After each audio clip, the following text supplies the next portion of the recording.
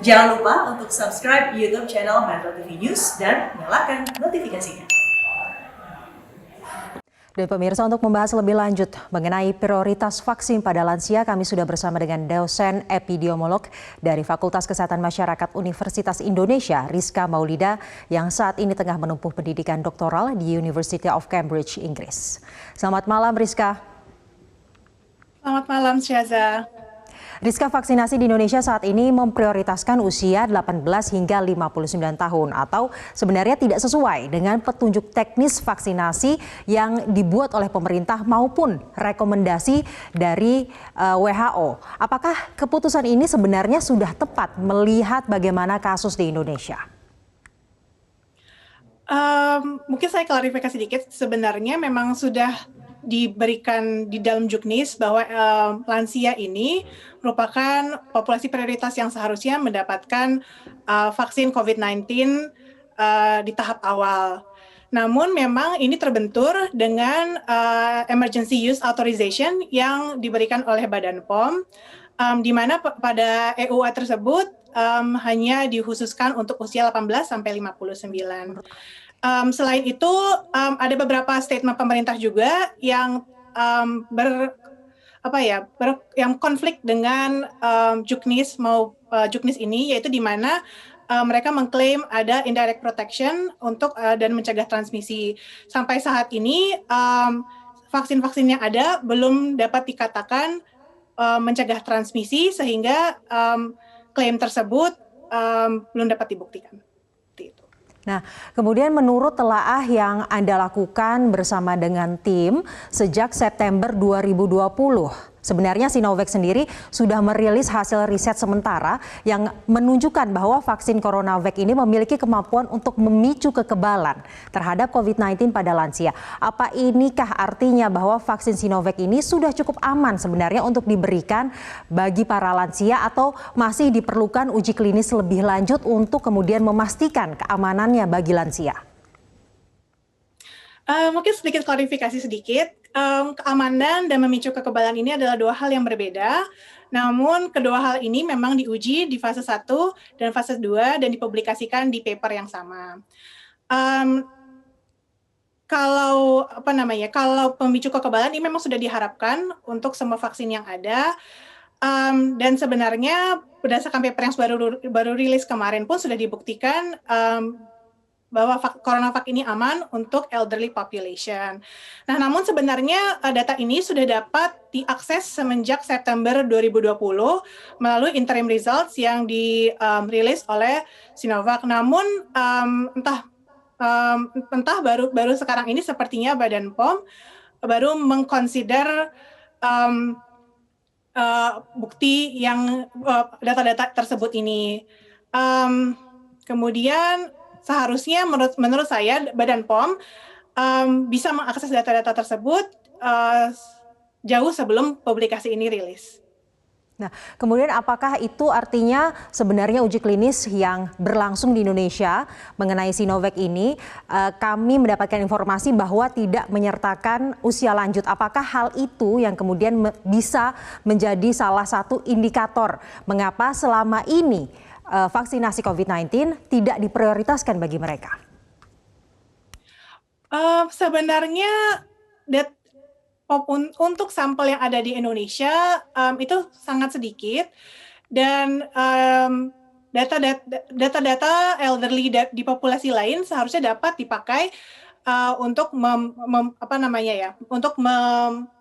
mereview keamanan maupun efikasi dari vaksin CoronaVac ini. Jadi nggak harus bergantung dari data-data yang ada di Indonesia. Dan ini pun sudah dinyatakan, seperti yang mungkin kalau dibaca di artikel yang saya dan teman-teman saya tulis, bahwa ini pun merefer ke statement dari principal investigator dari trial CoronaVac ini di Bandung. Jadi artinya tidak harus memakai sampel yang hanya ada di Indonesia ya, Rizka.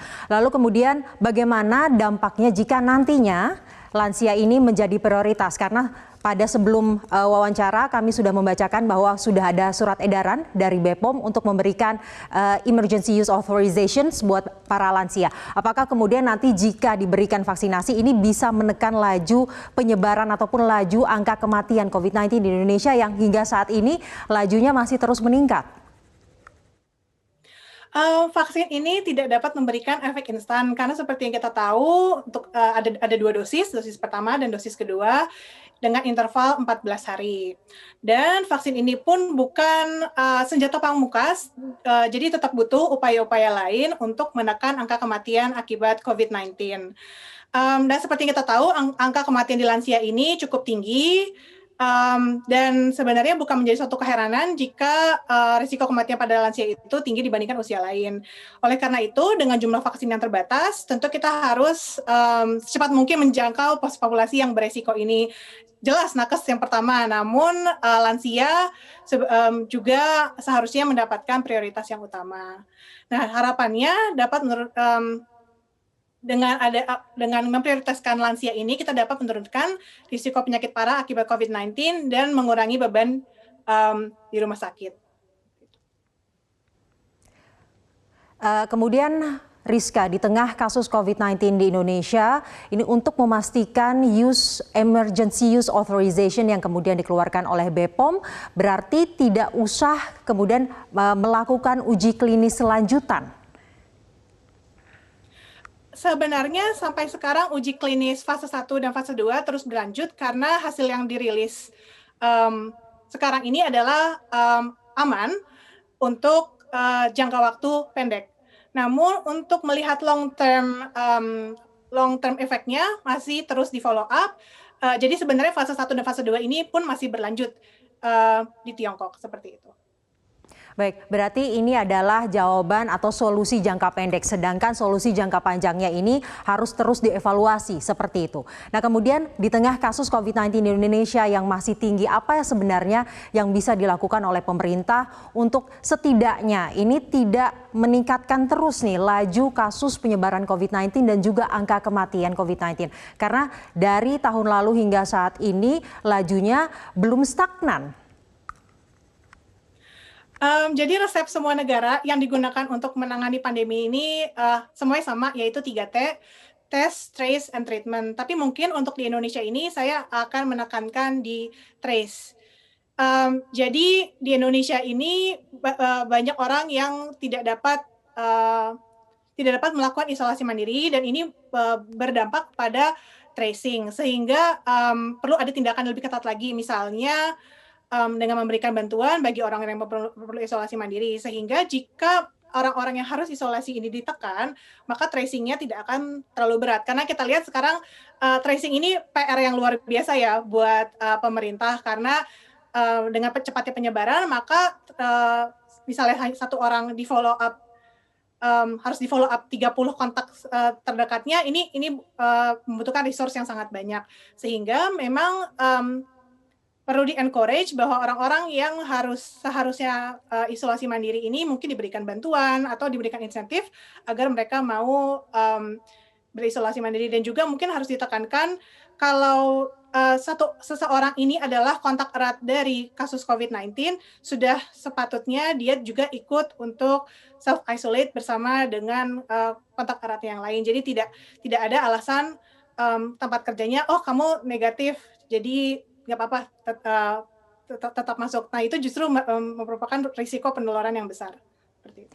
Kemudian Rizka, penambahan angka positif COVID-19 ini sejalan juga dengan angka kematian tenaga kesehatan yang terus meningkat, kemudian beban fasilitas kesehatan ini juga terus terbebani, banyak rumah sakit yang kemudian hampir kolaps menangani COVID-19. Menurut Rizka, dari sisi epidemiolog, apa yang dapat dilakukan oleh pemerintah untuk mengurangi beban tersebut? Mengurangi beban di rumah sakit tadi ya, Seza? Iya. Ya, tadi menurut saya seperti yang saya emphasize sebelumnya, tracing harus diketatkan lagi, dan sejalan dengan itu self-isolation atau isolasi mandiri ataupun isolasi di Wisma Atlet harus ditingkatkan. dan butuh juga insentif untuk agar masyarakat mau untuk secara ketat isolasi mandiri dan tidak berkontribusi menyebarkan COVID-19 ini. Baik, Rizka Maulida, terima kasih telah bergabung dengan kami dalam program Top News pada malam hari ini.